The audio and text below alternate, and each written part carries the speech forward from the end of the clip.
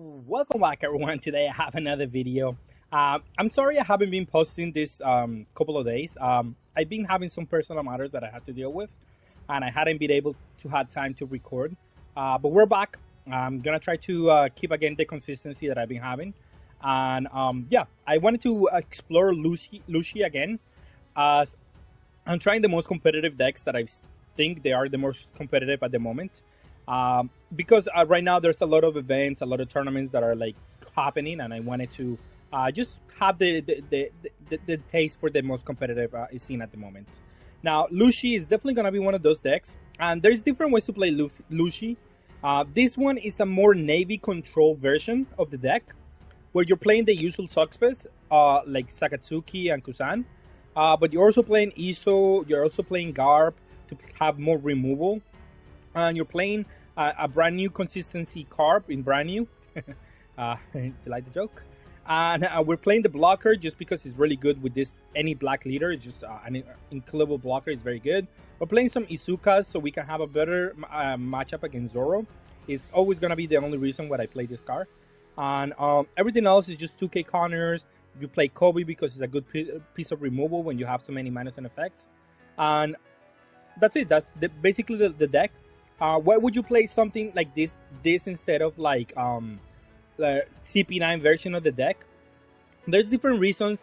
This deck has a better chance versus some other versions and it has a worse matchup versus some others. For example, like the CP version will have a better chance something like yellow because it's more aggressive. It gets into the opponent's face a lot cleaner, and then by the time they start playing the big moms, you're already a little bit ahead. And then you should win from like just having the tempo.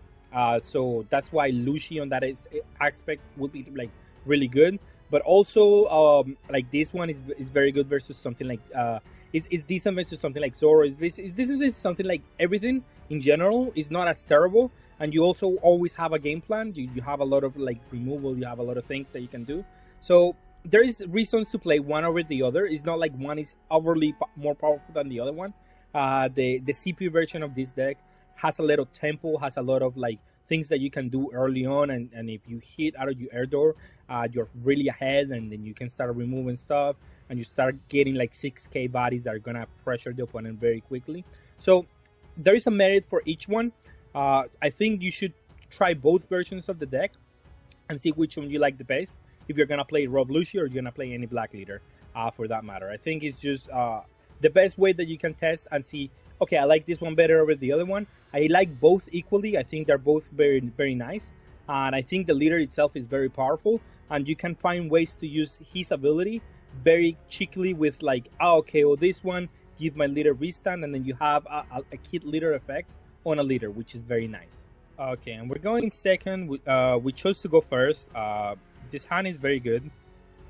I can decide to whether play the Shockwave next turn, although this one drop I don't really care about it, and he might be able to play around it, so we don't have to. So we can just play the brand new here. I think it's fine. We're gonna get the Kusan. I think is the best one because I wanna develop my board every turn. I wanna play a Kusan before his 9-drop turn, so I don't have to deal with it. I think I should combo out of this one, however,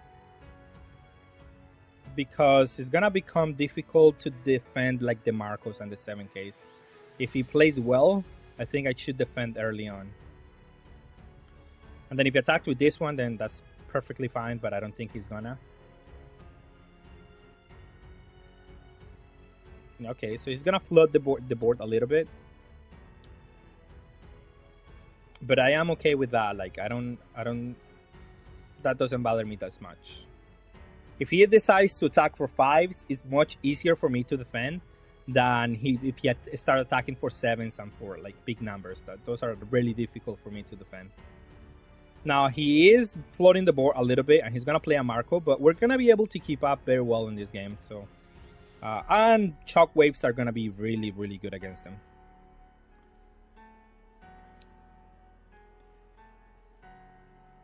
I'm definitely gonna play the Borsalino, however, because I know like that's one of the best cards that I have on this matchup, and I have to just be able to keep pressuring my opponent's deck. Now, he offers an interesting decision here. I think he wants to play the Marco, so if I stop the Marco from being played one more turn, that's fine. And if no, it's a free block.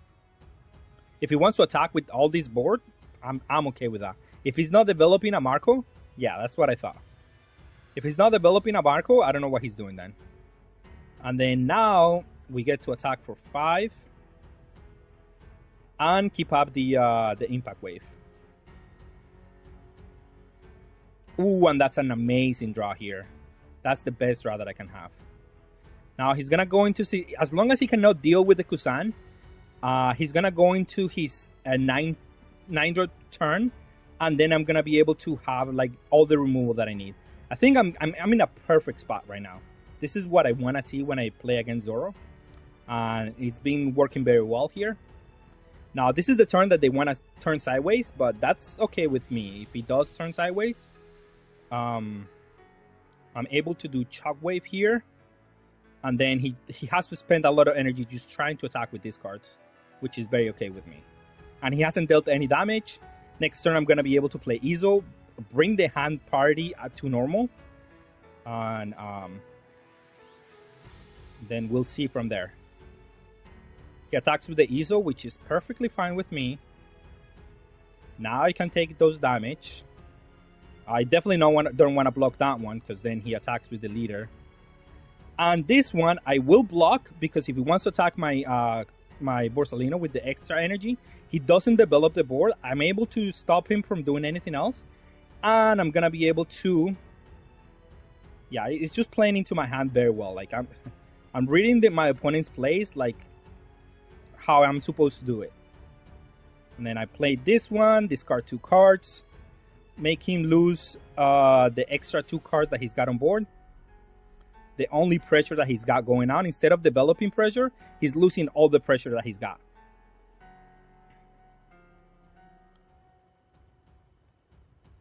And then I'm going to attack with the Iso again. And I'm going to attack with Borsalino because I want to keep my Kusan alive. Just in case he decides to play the 9-drop.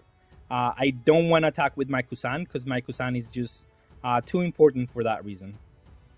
And now, yeah, he might be able to kill my Kusan. That's fine. I'm still a high life total, so I'm not as preoccupied about that. I am preoccupied, however, of him playing the 9-drop and not having an answer for it. This one, I'm going to let it die because I want to take one more card here. Oh, yeah, he didn't attack. You see, it's just, I know how this matchup goes. I know what's going to happen at every interaction, and I just have to keep up the removal and everything that I need so I can keep up with them. I'm going to attack just for 5, I guess. Here.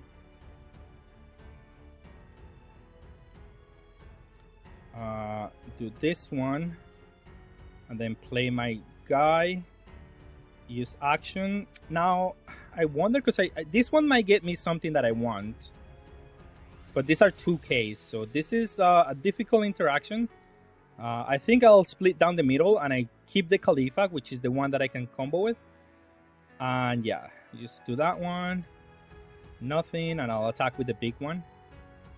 And in case I need to find more removal for a second white beer, I want to keep like what I have here.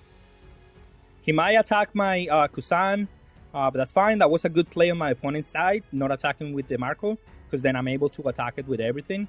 But we start getting there. We're okay in everything. We don't have too much of a hand size. That's the only issue that I find right now. But we are okay in board presence, so that's the most important thing about Zoro. And we've been able to put ourselves in a spot where he either attacks what I have, or he deals with what I have, or the 9-drop is never going to hit the board, which is also really important. Now we can deal with the Marco more easily. We can attack it a bunch of times, and we have control of the board, which is the important thing about it, what is happening here. And he doesn't want to give me cards, but like I don't think he has any options here, right? He either plays a 9-drop and... Okay, he plays a Zoro instead. He's not going to want to try to... Yeah, no, I take 2 cards now. Now I can take 2 cards because I have enough defense to where nothing is gonna like surprise me here. The Marco is interesting because that one dies actually to my removal because he's at 3 life, so that's interesting. And I'll take that one too. Okay, so we found the Kobe. We are okay. He doesn't have enough cards in hard, so I might as well pitch that one to that ability. But I'm definitely just gonna attack for 6 into this one. It doesn't matter because I can just remove anything with what I have. But might as well, right? Just take all the cards out of his hand, and we have the chop wave. We have everything that we need to win here. So we played this game perfectly, how you're supposed to play against Zoro, and my opponent just played into what I was forcing him to do. Every play that I did, like baiting him to do it, he followed me, and that cost him the game. He back cost him board presence, and that just is giving me the game right now. That's why. Now I don't think he can just combo out of what I'm doing. If I want to KO this Marco, it's gonna happen. He only has extra cards, and I mean, he doesn't have enough to out-combo me here. I'm gonna play this one, use action, discard this one, get rid of that one. I could use my leader, but no, that's too greedy, not gonna lie.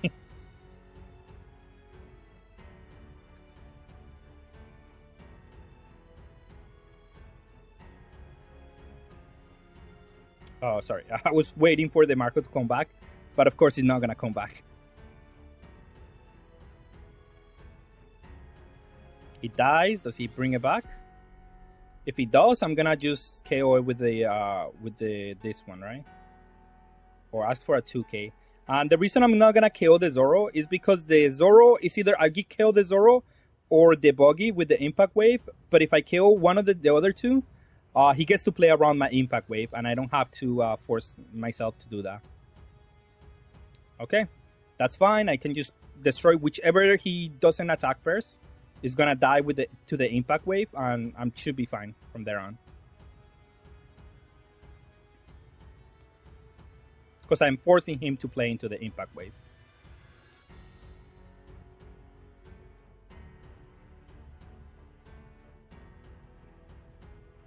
Now, as soon as he doesn't have a board, we're gonna be in a great spot. I'm gonna try to save the brand new so I can get a blocker and I can deal with whatever he's trying to do.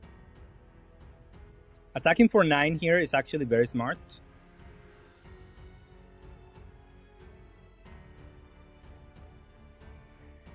Because now he can KO my board a little bit.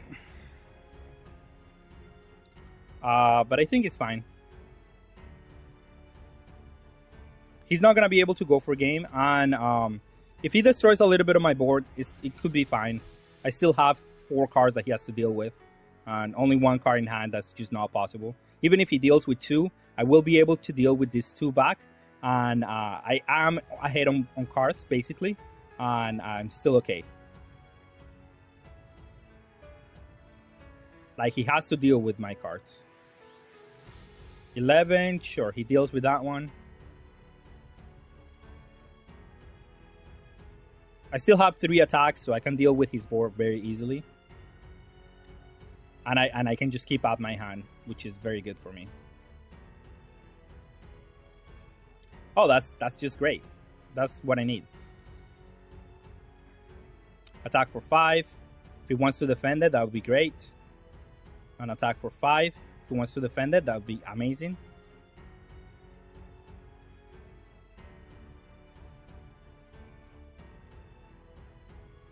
He doesn't. Okay, that's good as well.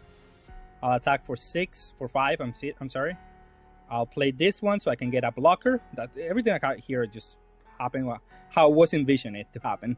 Now he has to deal with my board or try to deal me 1 damage, but that doesn't do enough. And here I just have to represent enough attackers to where I can go for game next turn, even through a blocker like something like Marco. Even though I have Sakatsuki, that can just give me like a dual attack avenue, or I can just remove something that is pesky on my opponent's side. Now, if he plays a 9-drop, it could be really bad for me. But we'll see what he does. He could have a Rush Zoro for what it's worth. Okay, no, yeah, I definitely let that one die. That's not a problem. If he has a Rush Zoro, I can just KO it with a Sakatsuki, and then we'll go from there.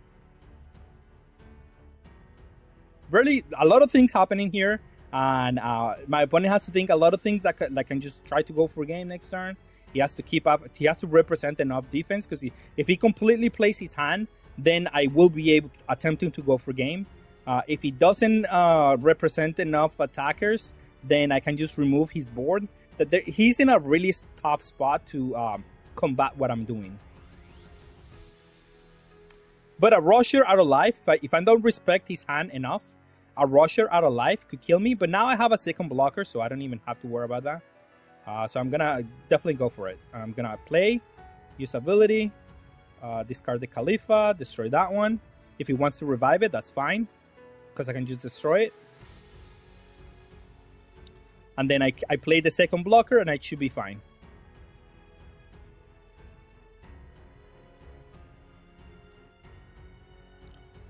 And then let him go. Now next turn for sure I will be going for game. And he has to represent either a Diablo Jumbo or 2 Rushers, which I don't think he has. And he has to be able to attack with the ESO and connect too, which is not that easy either.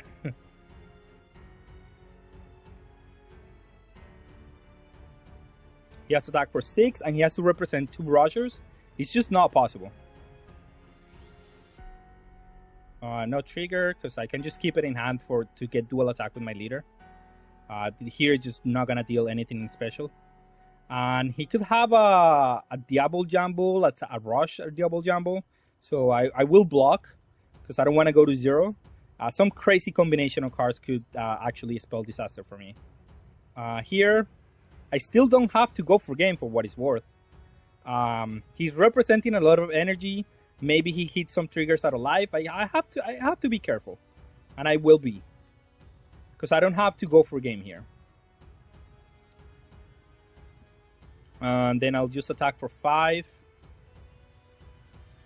I could again dual attack with the leader, but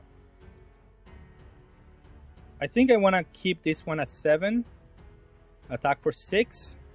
Just in case I don't want to get Jet Pistol out of life or something like that. I'm trying to be careful, because he's playing for me to make a mistake. If I make the mistake, I lose.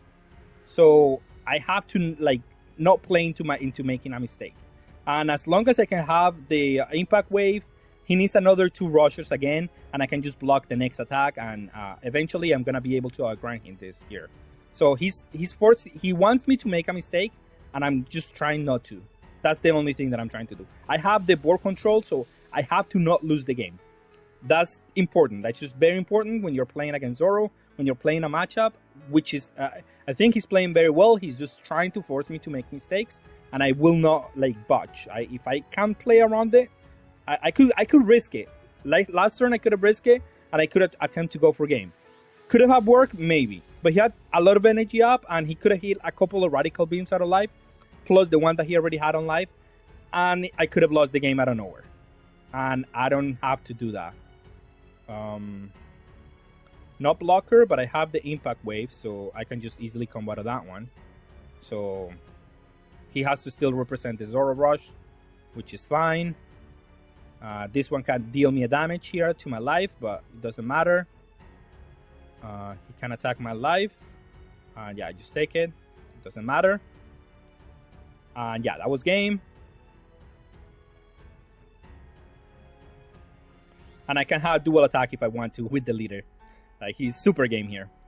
So as you see, he was saving the Rush Zoro to go for game, and it was just a matter of he was trying to make me, you see, he hit a guard point out of life. So all of these things could have happened if I go for game and I try to risk it when I'm ahead on board. When I have been ahead the whole game, I could have just lost the game if I go for game on that spot, if you know what I mean. So I rather just guarantee my win until I cannot, until I can no longer, I have to go for game. This was a really good game to showcase that. All right, and we're gonna play against Don Flamingo going second. This matchup is a little bit difficult. Historically, Black going second against Flamingo has been a difficult matchup, especially if they find Boa on turn 2.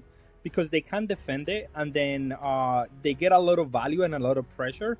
And here is precisely what they do. I leave up 2 energy, and I want to get out of the first attack because I know it's gonna be difficult to defend later on, especially because I have 2 impact waves. So it's better to get out of this attack early on. Now, I decided to attack with 9 instead of playing the Kusan, because I know the Boa is just gonna get him too much value. So I'd rather just get out of the Boa, and coincidentally, because he knew he was gonna hit the Boa, I'm probably not gonna get removed because he was gonna defend it. He probably set up the top of his deck to draw a card or play with the Boa in that reason. So we probably fool what he was trying to do for a little bit by attacking and destroying the Boa. Though we didn't add anything to the board. So it's a double. It was good bad for him. It was bad for us too. It was a 50-50 exchange there. Now he played this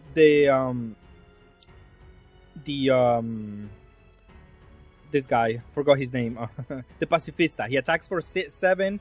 Again, I'm trying to get rid of the cards that because I have too many cards that I cannot combo with, and I need time to deploy all these cards.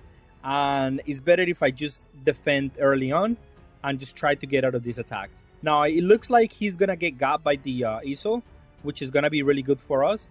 Although he plays another 6k, I was hoping to for him to play another 5k, so I don't have so I could pressure it for free, since I was gonna tap out for the Isho. But I mean, it's fine. And I will attack with the Kusan. Same reason as before. I want him to focus his attacks on the battlefield, because it's gonna be hard. And besides the point, he's going to the 9 energy turn, and because he's going into the 9 energy, exactly what I was thinking, he is gonna play Mihawk, and a Mihawk is just gonna be a free value for him here right now. So might as well play it this way, right?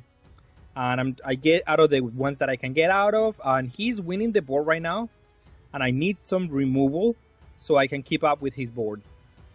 I was looking for a Sakatsuki more than anything, because it allows me to attack with everything here, and then be able to just remove whatever he has on board. But I was looking mainly for something that I can remove the Mihawk to, and I think I'm just gonna use the Sakatsuki here and attack for 8. I assume he's gonna use the blocker, and because he's gonna probably, I'm gonna use my leader ability so I can remove the pressure out of the board.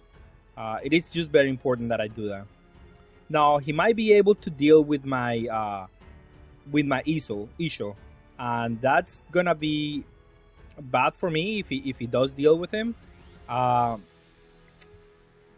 But at least he won't be attacking the leader, and I have the Kusan on board, and I might be able to find enough cost reduction with Khalifa and the Kusan to remove the Mihawk, and then I should be able to maybe win from on the back of those cards.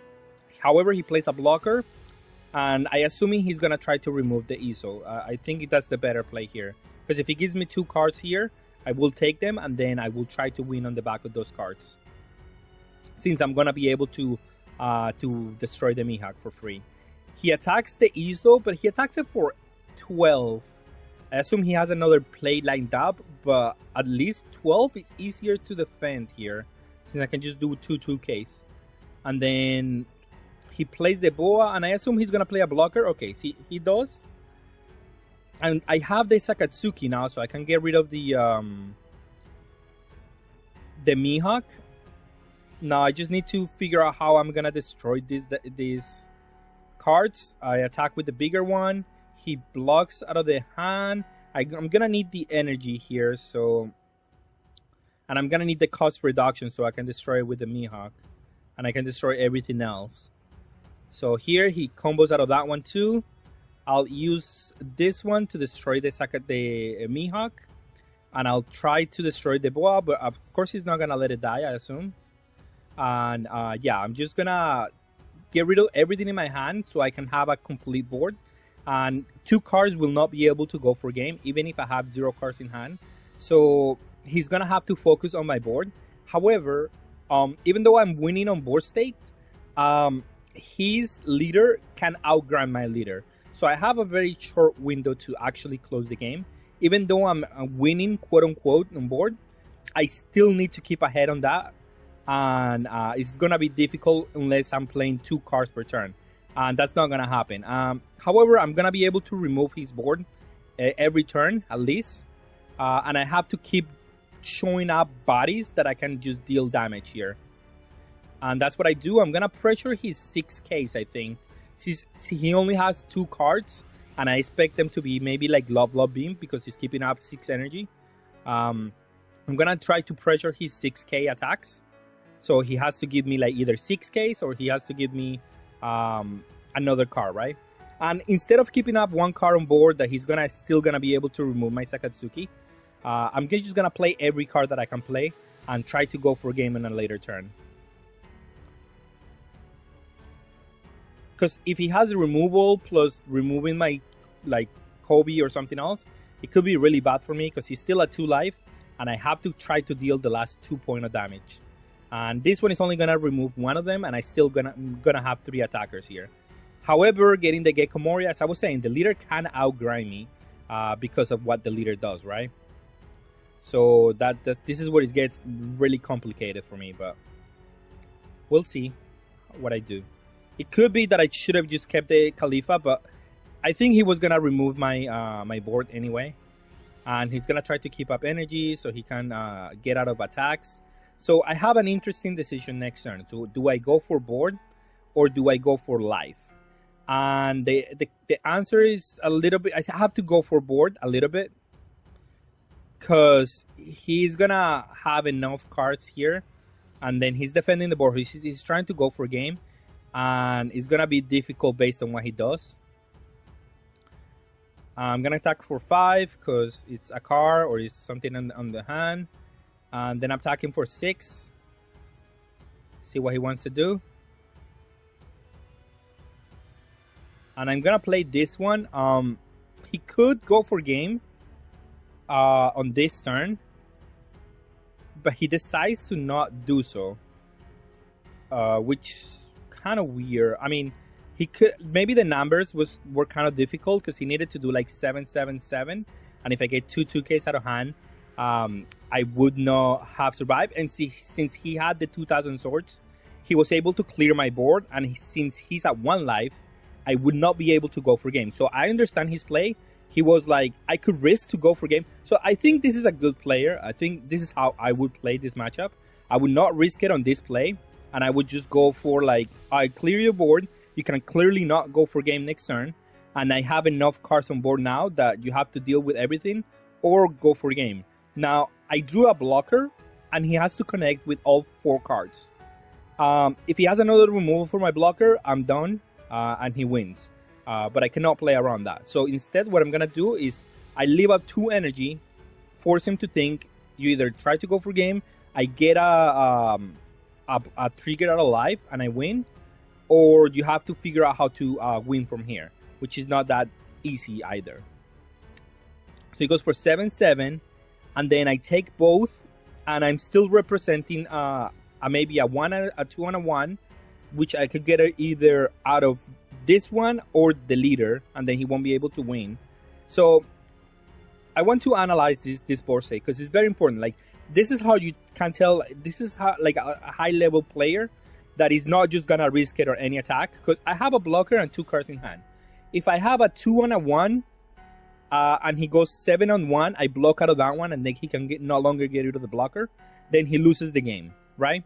Then if he goes on a, like, that's the best one that he can do. He can do 7 and 7. So he goes 5, see if I don't have any counter power.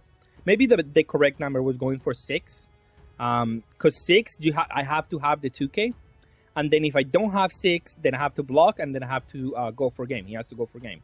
But instead, because he has a blocker and maybe he can play another one, he could feel okay on trying to survive the next turn. But and especially since he forced 1 card on my hand. So he could try to go for a game, but he's thinking if I have a very common hand, could be even if I have a 2, 2, 1 case. Because if I have a 1 and a 1, no, it has to be a 2 and a 1 actually. Or if I have an extra card, which I'm keeping up 2 energy for. So he could lose the game if he goes for game in this spot. So he chooses to instead play 2 blockers, saying you only have 2 attackers. But what he didn't realize is that my leader effect is just gonna go for game, because I'm just able to attack for 9. He only has 2 cards in hand. He's completely tapped out, so the best that he can have is 10. So I'm just gonna use my leader ability again, force him to block again, and then I go with the blocker for the rest. So my opponent didn't realize that he was dead on board. Maybe because it's a new leader, maybe because it's a different strategy. Yeah, it's just a new leader, so he needed to go for game. But my opponent was trying to play around me having exactly a 2k and a 1k, which could definitely happen in this leader, in any black leader, in any leader in specific. That's an easy hand to prevent, to win. And he was thinking maybe I'm able to survive because he only has 2 attackers and I'm gonna have 2 blockers. What he didn't realize is the leader also is able to attack. So I still want to show the game because it was a good back and forth. And I think it's just something to learn. I think my opponent played very well. The late game even, that's how I would have played it. Although I know the leader effect and I know 2 blockers was not going to stop me from going for game. But maybe that's something that he learned from this game. So he could have won last turn, but also if I have a 2 and a 1, I would have won last turn. So, or any kind of out combo there. So it was very close, and I think it is a good showcasing of the deck, and it's something that we can all learn from this game for sure. Okay, and we're gonna play against Magellan. I think this match we took first from them, so it's gonna be fine for us. Because even if they play the -1 on energy, we're still gonna be fine. We're still gonna be on evens, so that's very important for our strategy, right? Early on, I think it's fine to take the damage here against this leader. It's not like they have a way to go into the late game and overpower us. I think early on taking life against this leader is going to be very important, so you can protect cards like Borsalino, you can protect everything that you have. And then here I block because yeah, he might be able to get rid of the Borsalino here, but then that will take probably enough of his turn where he won't be able to do anything else, and I'm okay with that. If he spent the whole turn trying to remove a Borsalino, I am very okay with that. I will take that every day of the week. And here I'm attacking for 5/5. He should block because I could have a. I mean, I don't know what he's thinking I could have, but I'm definitely just gonna play the Kusan, keep up 2 energy. Now I can KO the blocker and also defend his turn, so I'm gonna have a good turn regardless. And then the following turn, I'm gonna be able to play Izo if I draw it. However, I don't, and he plays Kaido. Kaido right now is gonna be very, very good because he's gonna be able to generate enough pressure here, and at the same time, I'm not gonna be able to remove it next turn. So I have to do another turn of setup to be able to remove the Kaido. It's gonna be really important that I do that, but I'm set up well to where now these 2 Kusans are gonna allow me, even if he has 1 king, I'm still gonna be able to probably remove the Kaido next turn. I have to tap out for it, but I think it's gonna be possible because I have Borsalino plus good defense here. He could have attacked. I don't know why he didn't attack. Maybe he forgot that he gains a 1k. I'm not entirely sure. But he's definitely should have attacked. Now he could have used the what is it called, the Hell Judgment to stop all these attacks, but he didn't. He opted to use a ramp because he's trying to ramp back up into maybe another Kaido, or just getting more energy is good in general. He uses the leader. And I am going to keep up the Borsalino because I am getting low on life. And I should defend my life and just should protect the board that I have, because he's very strong at the moment. Now, my opponent is going into 8 energy, so it should still be okay in any spot. And now we have Garp, which Garp is going to offer us along with the Sakatsuki. the Kusan, I mean, we're gonna be able to kill everything that the opponent has every turn. So that's very good for us. Now I have the option to play Garb or Sakatsuki, but I think destroying the playing the Garb is better here right now because of how Garb works with the Kusan. It just gives us a way to remove anything that the opponent has. And next turn, if he plays a blocker or something else, I'm just gonna be able to KO it. Or if he keeps up this blocker that he's got right now. And I'm attacking with everything, including my blocker, because I know next turn he will not be able to use his to go for game. Like, he could attempt to go for game, but I have enough counter power in my hand to stop whatever he's gonna try to do. And because of that, I'm able to just attack with everything, put him to 0, and force him to next turn. I'm gonna try to go for game because I have the means to do so. Now he could keep the koala, but he needs multiple blockers here to be able to survive next turn, and I just have to be able to defend myself.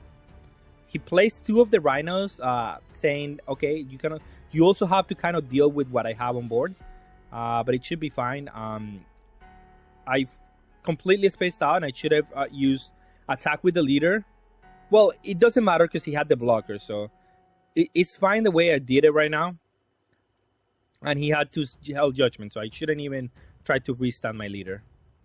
I attack with this one. I thought it was enough, but I should have used one of the energies. But now it's just enough because if he combos out of the Kusan, he doesn't have enough for my 5k attack. So it didn't matter how he did it. He was still dead this turn, no matter what. And yeah, that's how the deck performed. It was actually pretty nice in this matchup. Okay, and we're gonna play against Nami. Nami should be an okay matchup overall. I mean, they don't offer any pressure. We have a lot of blockers for the 7 cost. We have a lot of removal for the Ceph. So I don't think we're gonna lose this one. I highly doubt it. We almost whiffed out of brand new, which is kind of wild, and we got rid of 2 of the Kusan, which in this matchup could be good, could be okay. I mean, maybe too slow actually. But it does offer another win condition against Nami because they have to spend like 2 cards to try to stop that 1 hit from them. He attacks with the Nami, which is something that people doesn't usually do. And he just gets the 1 meal here, but at least maybe people... He's trying to test out maybe the water, maybe see if I'm the kind of player that, oh, he's gonna mill 1 card, I gotta stop this at all costs. And certainly some people will do that when they see the leader. But the milling 1 card is not like something that I'm super preoccupied for. The one that I actually want to stop is when he's trying to mill 7 cards. And that's what I need the combo power for. So I think if you're a Nami player, you should test your opponents, see if they want to combo out of the Nami attack, so you can see if you can keep attacking with Nami. Because if they keep comboing out of the Nami, then when you play your Ceph, you're gonna be super safe and you're gonna connect definitely with the Ceph, and that's the one that you want to mill 7 with, right? But if they just take the life, then okay, then you can back off, and then you know that the Nami strategy attacking them is not like good enough in the matchup, I guess. So I think if you're a Nami player, you should like learn to do that, right? And here I'm gonna definitely try to pressure the 6k counters because they definitely don't want to combo the 2ks out of the hand. So I'm trying to just keep attacking for 6k attacks, so they are forced to either combo the 6ks or they are forced to combo the extra cards, which is okay because I'm still gonna develop and I'm still gonna defend my board now.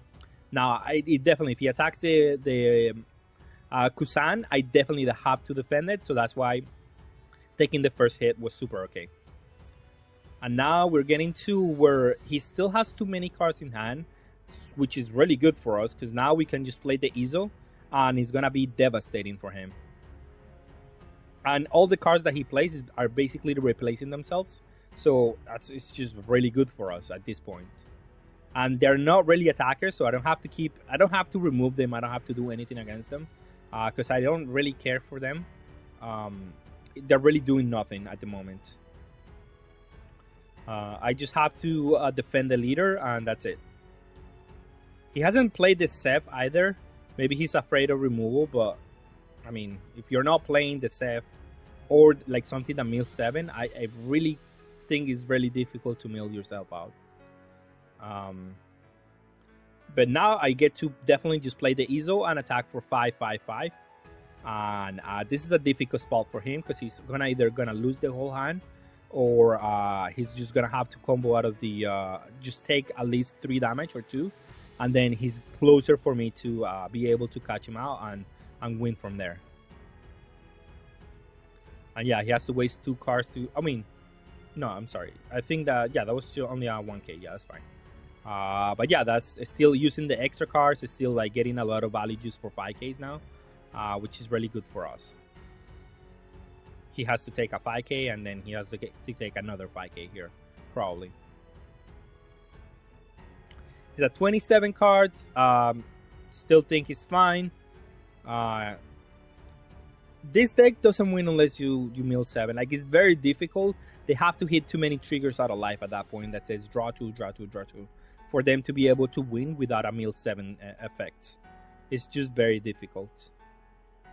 And then we are very, very good right now, very well positioned. We have a lot of life.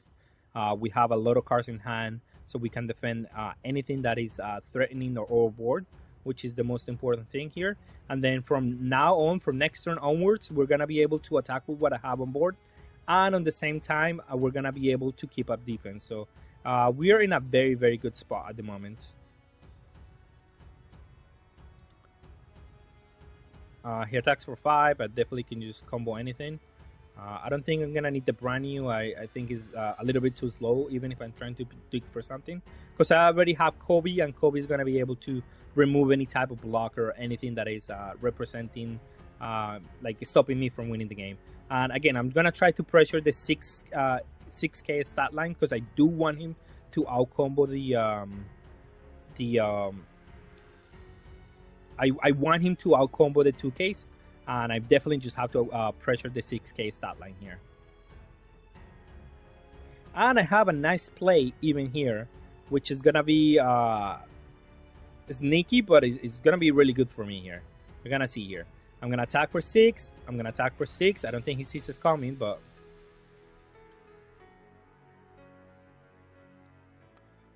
And then I'm going to attack for... I'm going to need 2 energy if I want to. I could just attack for 5, I guess, but I think I'd rather do... I still have a lot of cards in hand, so I don't think even if he plays an Usopp and attacks all the energy, he won't be able to connect. I still have too many cards in hand. So I feel okay by doing this play. I'll attack for 7 now. Force him to combo out. He does. But now I have Kobe that can destroy something.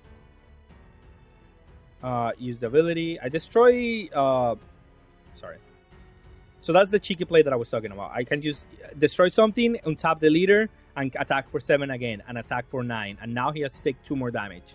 And I added a body to the field. I should have destroyed the boogie, but it's fine. I still have enough counter power for next turn, and I just have to make it to the next turn. He plays the Kaya as I was expecting. He needed to keep up all the 2Ks, so we were trying to pressure the 2Ks as much as we can, so we can win the game next turn, and that's what I'm going for. Now, if he attacks my brand new with Nami, I'm gonna defend the brand new, because I want all the bodies that I can, so I can still pressure for 6 and force cards out of the opponent's hand. So we'll see. He pitches 2, and then he keeps getting cards back, the ones that mill himself, which is fine. He only has 3 cards in hand, unless he got back or he got a what is it called, the impel down card. It should be fine. And I combo out of that one, as I was saying. I need to keep my board, because next turn I'm definitely going for game. And he attacks with Boogie for a big number, I think, which is fine, because now he doesn't have enough cards. And I could have combo out of this one, but I choose not to, because now I would have to pitch both cards. And now, because he like attack with the Boogie, I'm able to just use my leader ability to restand my leader. So now it's just easier for me to just attack with the leader here. So attack 11. What are you gonna do? Take that one. Okay, now attack for 5 into the boogie. By the way, he hit that trigger. Very nice at the end of the game there. And then I use my leader ability, so I can untap it again and swing again for 11.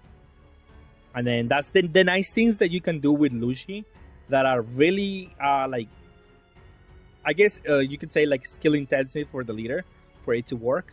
And then yeah, he has to combo to that one, but I still have an ISO here. Like one card doesn't like get you there, and still has a lot of cards that he needs to combo out of. And he will again. Nami needs a mill 7 to win the game. If not, you need to get extremely lucky out of life. And as long as you can prevent one of the two, you should be fine against Nami. It's not that difficult of a deck to beat. Okay, and we're back for the last commentary, the final thoughts on the deck. I really like it. I don't know which one I like most. I think maybe there's a way to make them like super hybrid, where you play brand new and the CP9 engine.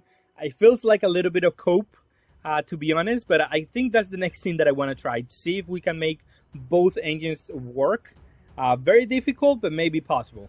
Because they do mill, like brand new also puts cards on the graveyard, and if you're able to have that piece of consistency and the deck itself, maybe there is a way that both engines can coexist together. That's the next thing that I want to try. But as such, I think that both versions of the deck are very fine, and it's really what's gonna stop you from winning is basically your own skill and your own ways to play the deck to the fullest of the potential. Because I think both are equally as good to win an event, or to at least top an event, a big event at least. With that being said, that's all I have for today. Thank you all for watching, and have a good day.